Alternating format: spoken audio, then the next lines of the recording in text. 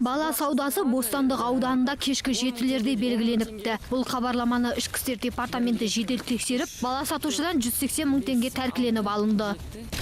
3, 4, 5, 6, 7, 8, 16, 17, 18. Ұсталған келіншек өз кінәсін мойындап отыр. Бұл әрекетке ол материалдық жағдайының жоқтығынан барғанын айтады. Мен өзім көңілімнен шыққан ақшаны берді дедім, действительно оған айтпадым. Қанша ақша берді ол сізге? Білмеймін, санап Берген кезде қанша сомма деп айтты? айтпады. Аталған іс бойынша қылмыстық іс қозғалып, баланы сатушы да, сатып алушы да әзірге жауап беру үстінде. Нақты себептері мен айыптары анықталған соң іс сотқа жолданбақ.